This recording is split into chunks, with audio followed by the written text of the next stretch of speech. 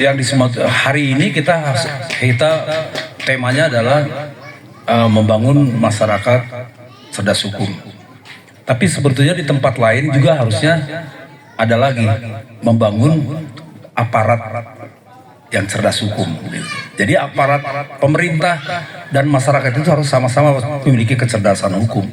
Tapi kalau kita dibandingkan, aparat itu pasti lebih cerdas hukumnya ketimbang kita. Karena apa? Mereka yang membuat, mereka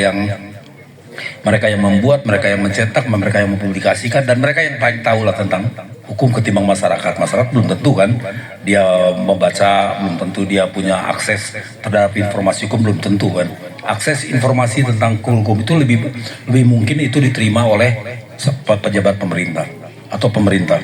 Maka pada saat kita misalnya melaksanakan kegiatan-kegiatan proses hukum, mestinya aparat juga harus taat pada hukum yang berlaku.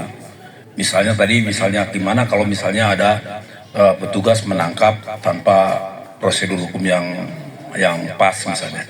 Ya kita begitu mengetahui setiap penangkapan itu harus ada dasar perintah penangkapan, ada dasar hukumnya, semua ada dasar-dasarnya gitu. Dan harus dibacakan juga hak-hak yang ditangkapnya, harus dibacakan juga sama dia. Kalau itu tidak dilalui, maka pasti aparat itu akan melanggar hukum. Dan itu ada forumnya.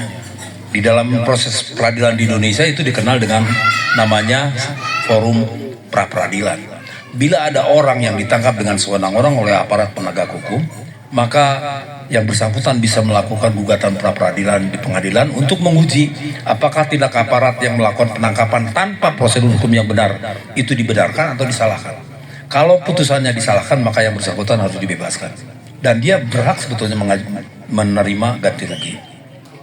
Begitu ya. Jadi aparat penegak hukum mestinya melakukan tindakan hukum itu harus sesuai dengan hukum. Harus itu.